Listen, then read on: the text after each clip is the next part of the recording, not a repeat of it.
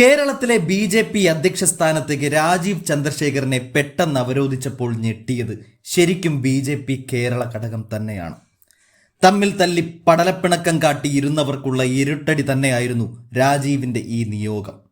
രാജീവ് ചന്ദ്രശേഖറിൻ്റെ സ്ഥാനാരോഹണത്തിന് തൊട്ടു പിന്നാലെ അയാളെ സ്ഥിരം ശൈലിയിൽ വാനോളം പുകഴ്ത്തിയും മറ്റു ചിലരെ നേരിട്ടാക്രമിച്ചും രംഗത്തെത്തിയിരിക്കുകയാണ് SNDPയുടെ അവസാന വാക്ക് വെള്ളാപ്പള്ളി നടേശൻ. ഇവിടെ അദ്ദേഹം നേരിട്ടു പറഞ്ഞു, ശോഭയേക്കാൾ മികച്ചത് എന്തുകൊണ്ടും രാജീവ് തന്നെയെന്ന്. ഇന്ന് നടന്ന പത്രസമ്മേളനത്തിൽ ശോഭാ സുരേന്ദ്രൻ ഈഴവ സമുദായമായിട്ടും അധ്യക്ഷ സ്ഥാനത്തെത്താത്തതിൽ ഖേദമുണ്ടോ എന്ന ഒരു റിപ്പോർട്ടറിൻ്റെ ഡയറക്റ്റ് ചോദ്യത്തിന് ക്ലിയർ കട്ട് മറുപടിയായി വെള്ളാപ്പള്ളി ഇങ്ങനെ ഉറപ്പിച്ചു പറഞ്ഞത്, ശോഭ മികച്ച ഒരു പ്രാസംഗികയാണ്, തിരഞ്ഞെടുപ്പിൽ മത്സര രംഗങ്ങളിൽ തുടരേണ്ടുന്ന ആളാണ്. എന്നാൽ നേതൃസ്ഥാനത്തേക്ക് രാജീവ് ചന്ദ്രശേഖർ വന്നതാണ് ഏറ്റവും മികച്ച തീരുമാനം എന്നതാണ് വെള്ളാപ്പള്ളിയുടെ നയം.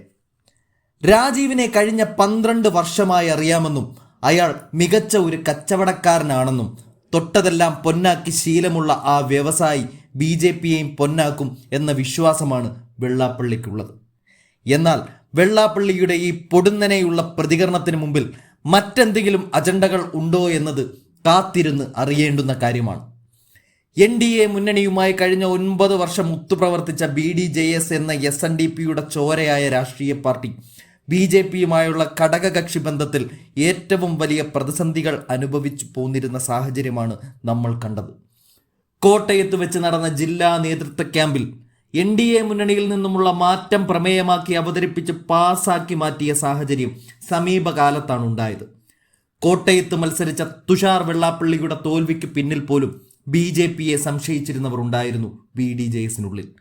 അത്തരം സംഘർഷങ്ങൾ നിലനിന്നിരുന്ന സാഹചര്യത്തിൽ ഇന്നിപ്പോൾ ബി.ജെ.പിയുടെ അമരത്തേക്കൊരു തികഞ്ഞ കച്ചവട തന്ത്രജ്ഞൻ കടന്നു വരുമ്പോൾ മുന്നണിക്കുള്ളിലെ പ്രതിസന്ധികൾക്കും വീതം വെക്കലുകൾക്കും മാറ്റം വരുമെന്ന് BDJS കരുതുന്നുണ്ടാകാം.